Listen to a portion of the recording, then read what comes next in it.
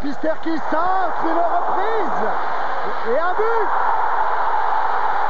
But inscrit par Goossens.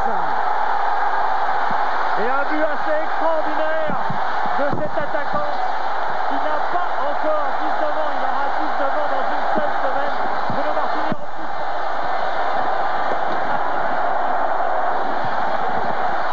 Avec ce tacle, avec aussi cette qualité de reprise du plat du pied du gauche.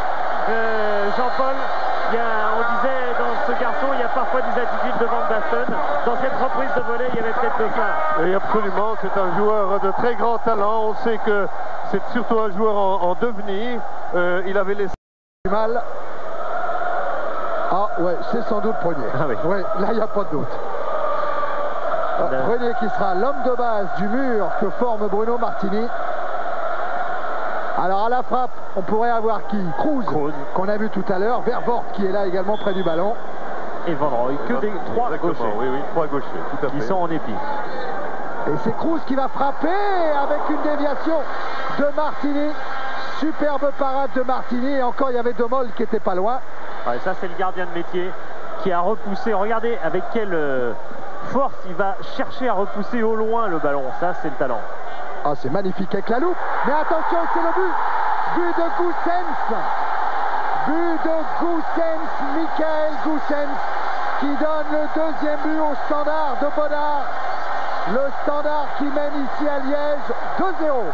Quelle adresse de ce jeune joueur, car les deux buts qu'il a marqués, il faut vraiment aller les marquer. Il avait déjà marqué 2 buts en Coupe d'Europe. C'était contre Portadone au premier tour, ici même, lors d'un 4-0. Mais là, ces 2 buts ont une toute autre valeur et on comprend bien mieux pourquoi le Standard a fait confiance à ce joueur. Regardez, la balle, elle est derrière lui.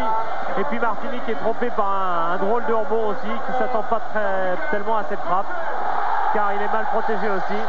Et on comprend donc pourquoi le Standard a fait confiance à un joueur de 19 ans alors qu'il avait... toujours l'entrain qui convenait à la tâche. C'est un joueur imprévisible, capable du meilleur comme du pire.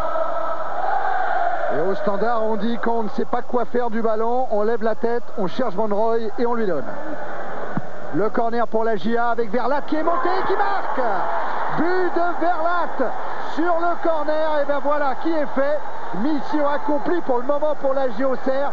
Marqué à l'extérieur sur ce corner. Franz Verlat est allé placer son coup de tête. Auxerre n'est plus mené que 2-1. Et voilà exactement ce qu'on disait.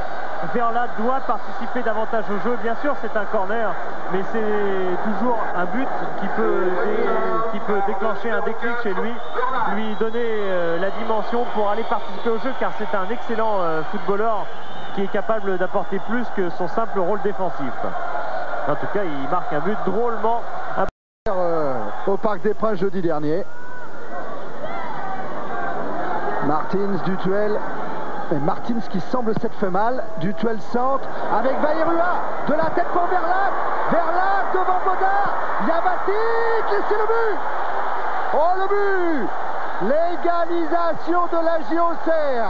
Le 7e but en Coupe d'Europe cette saison. Signé Gérald Baticle.